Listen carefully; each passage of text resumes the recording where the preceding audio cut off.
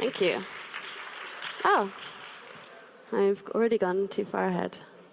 Okay, cool. So I want to start off by speaking a little bit overall about user-centered design, and then I'll go into the more specifics of inclusive design, so designing for accessibility. So the most important thing that we need to do is understand and empathize with our users. So, like, user-centered design is the practice of actively engaging with our users as we develop our products, and really learning to feel how they feel. So to understand the users themselves, understand their needs, and also understand what their current experience is. So not just their experience in terms of the applications that we're building, but their experience as a whole across their whole customer experience. And it's really important here for designers to understand, but also for the entire team to understand. So it's absolutely essential that designers, developers, POs, everyone is involved in this process of user-centered design, because the more connection we have with our users, the more empathy we will have and the more ability we will have to be able to create products that work for them. So once we understand our users and we have a good understanding of their current experience, maybe areas where it falls down, the experience falls down, or areas where it's particularly successful, we'll be able to identify key opportunities. So we can work out opportunities to improve the experience for the user and also allow the business to benefit from this from the advantage. So then we can move on to concepting and iterating. So we have a good idea of our users. We have a good idea of their needs. We've identified opportunities to improve the experience. So we can start concepting, prototyping, iterating on those prototypes, and testing with our users to ensure that we are validating what we're doing the entire time. So, and that allows us to release our applications with confidence to the Play Store. So in short, user-centered design, if we're able to identify the user needs effectively, then we'll be able to come up with solutions that bring value to the user. And if we can bring value to the user, the likelihood of having increased usage is higher, and the business will, as a result, be more successful. So what's inclusive design? Inclusive design is the extent to which a product or service is available and usable by people with the widest range of capabilities. So it's making sure that we don't just concentrate on one group of users, that actually we extend our product so it's available and usable by a much wider range of people. So I have Wayfinder, which is a really nice example of inclusive design. It's a product which was created by us two in London. And the main aim of this product was to make traveling on the London Underground more inclusive to users with visual impairments. So they conducted various different methods of research. They spent time with groups of vision-impaired users, and they conducted interviews and focus groups to try and get like a really overall understanding of their experience as a whole, what it is that they go through day to day when they're trying to navigate on the London Underground. So they also spent time observing these users. So as they're just spending time seeing exactly how they interact, what problems they come up against as they go through the transport system. And they also use simulation. So the team got a set of goggles that could essentially simulate different types of vision impairment. So the researchers themselves and the designers themselves were able to see exactly what the vision impaired users were going through. So it meant that their ability to feel how the users were feeling was much higher. So they were much more able to create a solution that worked well. So the main things they found out in their research was that traveling independently is a huge challenge for these users. They come up with a lot of troubles along the way, and they're really dependent on assistance. So they don't have the ability to be able to travel independently with confidence. So they came up with a solution, which was essentially an indoor navigation service, which uses Wi-Fi beacons to see exactly where the user is in the space and guide them effectively with voice directions through the underground. So this, I have a quote here from the London Underground. Ultimately, this innovative project is about giving our vision-impaired customers the flexibility to travel with the same independence and spontaneity as everyone else. So this sums up inclusive design really well for me. I think it's essentially saying that when we're creating products or services, we need to make sure that we're including everyone and that we're not excluding people who are potentially less able for whatever reason. So what do we need to consider in Android? It's essentially this, trying to make products for our users that can be used by as many people as possible without necessarily having to create a completely separate experience. So dependent on the use case, some users will require a vastly different experience, but in the majority of cases, we should be able to just make a few small tweaks along the way to improve the experience. So in this talk, we'll consider vision, non-touch users, language, cognition, and environment. And you'll be able to take away give an overview of the system accessibility services. Also, what we can do to enhance these services to make them as usable as possible for the user, and also any additional considerations that we should be thinking about along the way, which, for instance, when we can't necessarily rely on the system accessibility settings being turned on. And I'll also leave you with a design checklist, just at the end, so you can go through when you're developing and designing to make sure that we're covering the various different opportunities. So throughout the presentation, I'll be using the Times and the Sunday Times as an example. And the Times and the Sunday Times are a newspaper based out of the UK. And their product allows users to read the news, essentially, to watch videos from the Premier League, to play games, to save articles for offline usage to read later, and also to share the articles with friends and family. So I'm going to start with vision considerations. So this could be blind, partially sighted, or colorblind users, but could also be environmental factors, such as you're outside in the bright sunlight, or you have your screen brightness turned down. So color contrast is one of the main things that I'm considering when I'm designing the interface itself. There is a color contrast accessibility setting in Android already built in. So you can see essentially what it does is turn your text either black or white, and if it's a lighter color, then it might add a darker background. So for the Times and the Sunday Times, we had two different considerations when we were designing the color contrast and ensuring that the color contrast was high enough. The first was this section color, the green on the tab bar. So traditionally or historically in the Times, each of the different sections in the newspaper, in the printed newspaper, have a different color. So it helps the user to know where they are in the newspaper as they're flicking through. And we wanted to be able to bring exactly the same thing across to the digital version. So we also found that through the user testing that with this section color changing color as the user swiped through each tab, it gave the user a much better understanding of where they were, and also added to the brand of each of these sections.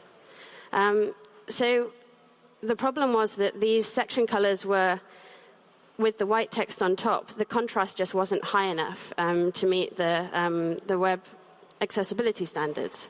So we needed to work with their editorial designers to darken these colors slightly to ensure that the white text was actually legible to users with low vision. So that was the first thing. And the second was, you can see there's a difference on these two screenshots.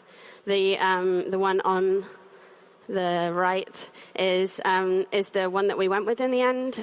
So when we started designing the tab bar, we went with the standard Android tab design.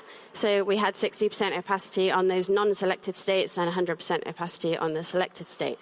But the problem that we had, in order to make the contrast sufficiently high enough, we would have had to increase that level of opacity. Otherwise, we would have had to really darken the section colors, which would have just taken away from the brand and the experience of the application. So we also have text resizing. It's just in the accessibility settings. You can turn on large text, and essentially it just increases the size of the text across your device. So with the Times and the Sunday Times being a newspaper app, it's largely about reading content. So we wanted to give the user full control of what the text size is within the application. So directly from the article screen, they can tap on the text resize icon up at the top and change between three different sizes. So this actually works alongside the text resizing system accessibility settings. So if the system accessibility settings are turned on, then it would increase from whatever settings are set here. So we did a fair amount of usability testing around text sizes. The demographic for the Times users is slightly older, so they're more likely to have deteriorating vision. And we found that generally about 16 SP is about right for the legibility. And we also played around with the line heights to find line height didn't make a huge difference, but the color contrast and the size of the text was really important. So we also have color blindness. So 1 in 12 men are affected by color blindness and 1 in 200 women. So it's a reasonable amount of people to be considering. Again, in the Android accessibility settings, you can choose a color correction mode. This is a really nice example of considering colorblind users. So ensuring that we never use color as the only indicator to communicate something. So we especially need to consider this when we're thinking about form validation and things like that. Make sure that we're not just using color to show that there is a problem with this particular form field, for instance. Instead, using icons and text to describe the problem. So talkback is one of the biggest Android accessibility settings. It essentially allows the user to navigate the screen without necessarily needing to be able to see the screen in full. So it reads, as the user navigates through, it will read back exactly what the content that the user is on. So for the Times, you can see we have this sequential navigation. So talkback users often will navigate through the talkback settings, swipe right to next and swipe left to previous. They can also double tap to select something or move their finger around the screen, and the screen reader will read whatever is underneath their finger. So you can see here we just have the user swiping through and swiping back.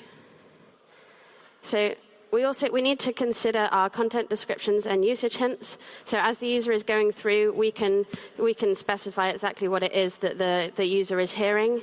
So if it is an action, it's especially important. So instead of saying button, you should be able to say the action of that button and exactly what will happen if they select that button.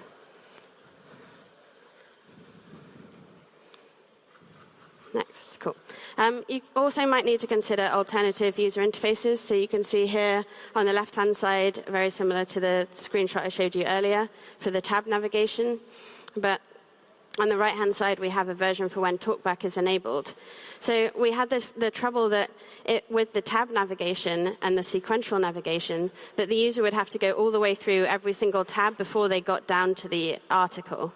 And the main point of this application is to be able to read the article. So we just changed the navigation from a tab bar to a multiple selection, so the user is able to go all the way through to all the way through from the section navigation to the article, and they can just double tap to open up a dialog to see the additional sections. It's also great to think about the focus and content grouping. So as I say, we have largely sequential navigation being used. So you may choose to group content and then give that a content description so that it doesn't necessarily read everything. And that basically means, so in this example, we've grouped the main headline and image area so the user is able to quickly get down to the content. We also split the paragraph text into separate items, so the user could easily navigate through. So quite often these articles are really long, so it was important for them to be able to just navigate back and forth if they've read an article previously. And last of all, we have transient views. So we had a problem with our snack bar in terms of, for talkback users especially, where say you delete an item and the snack bar comes up, then normally in Android you would set your snack bar to stand for 3 or 5 seconds, and they're the only 2 options. And of course, if the user is at the top of a list, the chance of them getting down to the bottom of that list before then reaching the snack bar to be able to press undo, for instance, then it's going to the likelihood of them getting there is really small. So we made the call instead to keep the snack bar persistent. So we weren't removing that functionality for talkback users. So you can see here we have the undo button, and we also have a dismiss button on the right-hand side. So I'll talk about non-touch users. So non-touch users is essentially anyone who is navigating through their device using an external device. So they may have mobility impairments, but they also may just be choosing, and they may have just got a tablet and they're choosing to use a keyboard or a D-pad or something like that to navigate. So we need to be considering the view states for these users. It's also worth saying, actually, if we manage to work out all of these view states, and you have a user who's using your application on Android TV, for instance, you essentially have a quick win for a really simple Android TV app. So the view states, I think we're probably considering most of them already in our day-to-day practice. We have the clickable views, which would need a default, focus, and a pressed state. Then views that can be disabled, where we just need to add an additional disabled state. Then we have non-clickable views, so that's for views which can't be clicked, so we need some way of indicating if they're a list item which can't be clicked in a list of other items that can be clicked. We need to just let the user know that that's not a clickable item. And then we have the selectable views as well, so we need to ensure that we have a selected state, for instance, today's edition in the navigation drawer here. And we also have language. So ideally, we'll make sure that our applications cater for as many languages as possible. But of course, we need to make sure that they're actually relevant to our use cases and relevant to the applications that we're building. So as I say, relevance. It's worth considering language in the design process because we need to make sure that for languages that potentially have longer words as opposed to shorter words, we need to make sure that our layouts are responsive enough so that they can respond to.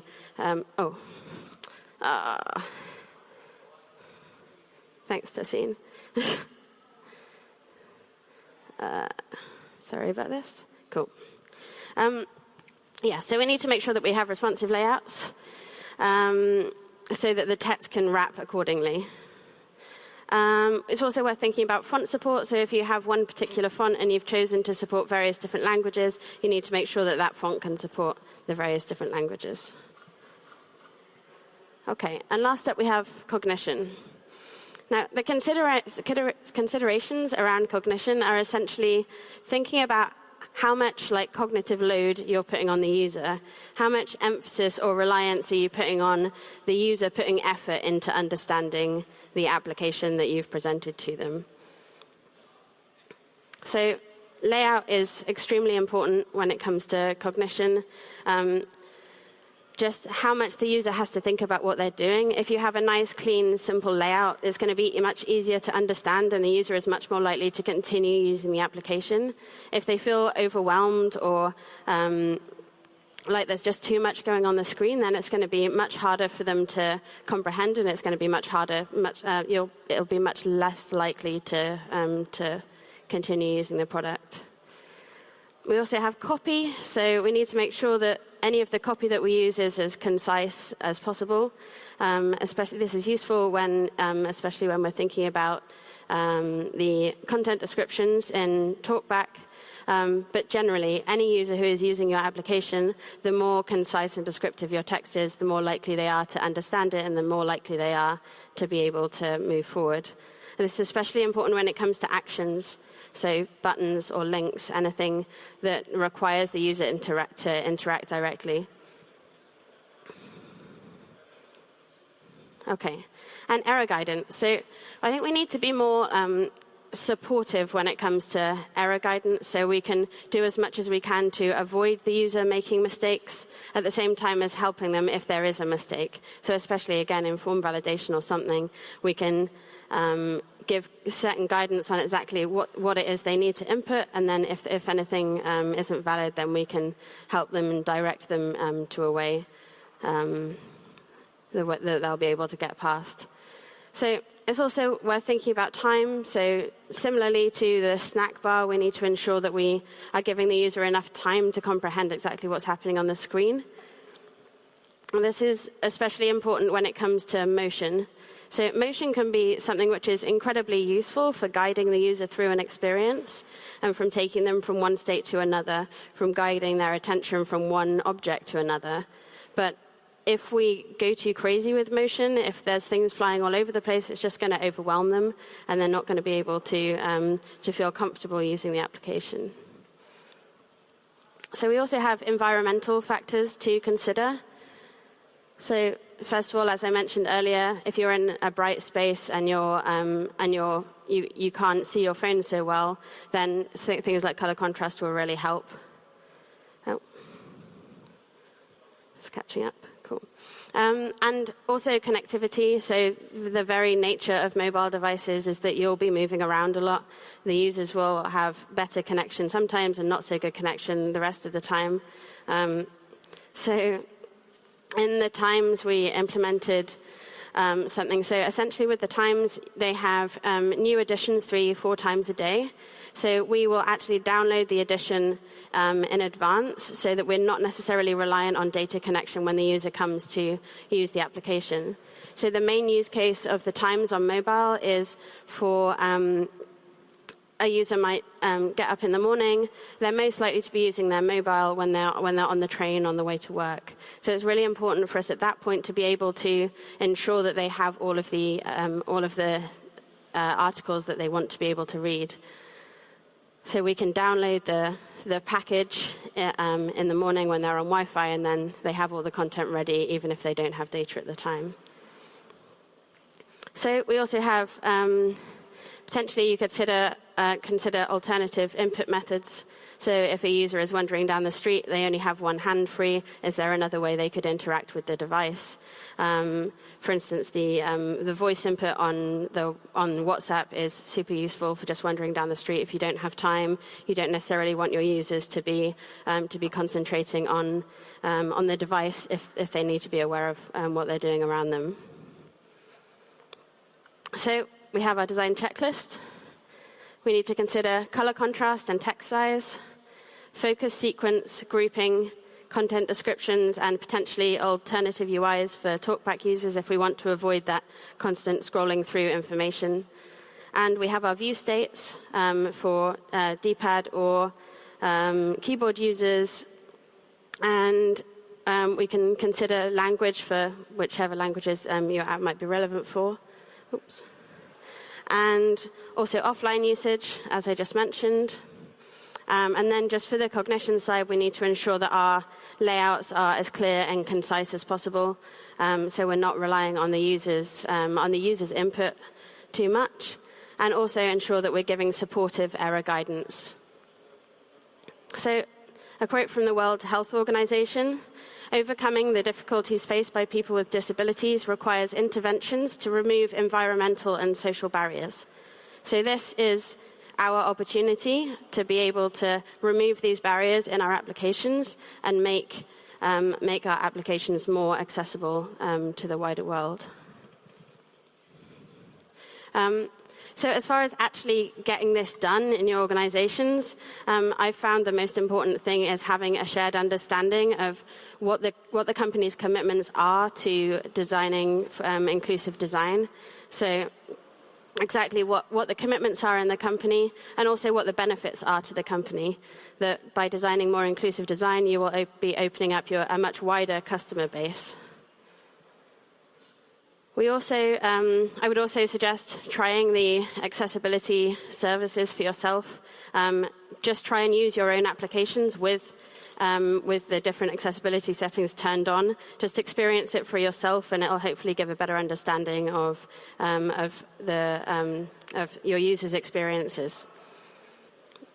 And also make it part of the everyday process. I think these considerations are really hard to implement if you kind of get to the end of a project and then you decide, okay, let's do accessibility now. So it's really important for us to make it part of the design process and part of the development process. So it's in the acceptance criteria for the developers, and it's also in the design tickets for the designers. So we actually have a design checklist that we've just started implementing to make sure that we're considering all of the different accessibility states before a design is considered complete. So I have a few references for you.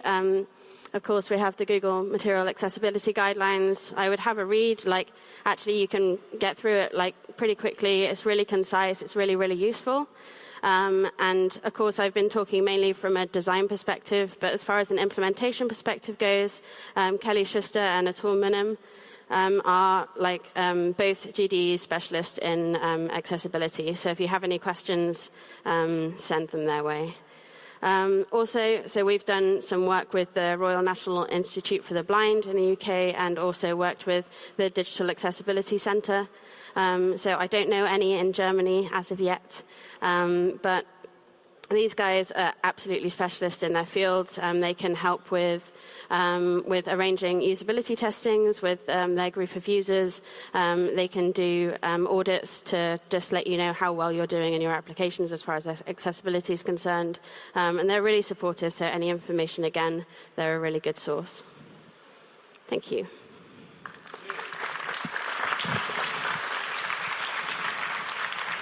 Thank you, Leonie. Your questions for Leonie. Yes.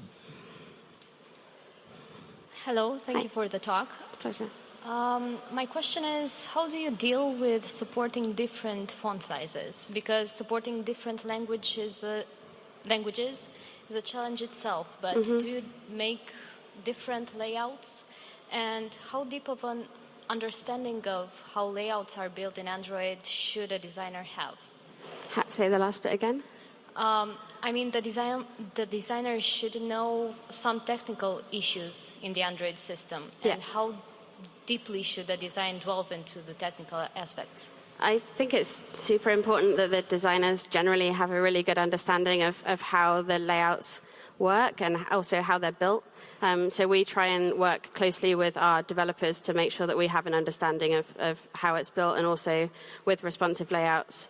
So we'll design for each of the different Android buckets of different sizes, so we can make sure that the layouts respond in different for different devices.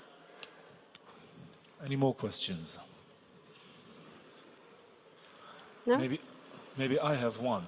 I don't want to be impolite, but looking here, you see the room is not packed. It's not exactly packed. There were other talks when it was packed. Do you think the topic of design and the topic of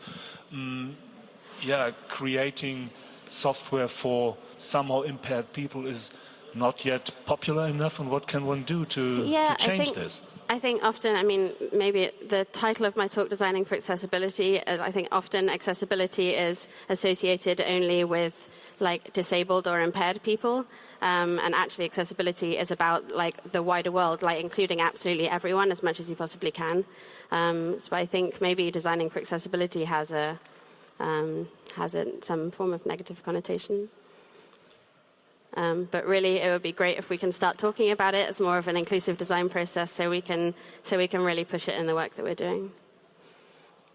I have a very particular and maybe niche question. I'm not sure. Some Android devices and mods as well have adaptive screens now, and which adjust contrast and things like that adaptively and dynamically. How at all do you cope with that in app design? So I think if we work to the contrast guidelines, then in theory it shouldn't make a difference. Because, like, similarly to the Android system settings, it will make a change if there's a need for a change. Whereas if our layouts and our designs don't need a change, then in theory it shouldn't affect it. Okay. But let's chat after. Did that answer your question? Okay. Any more questions? Yeah.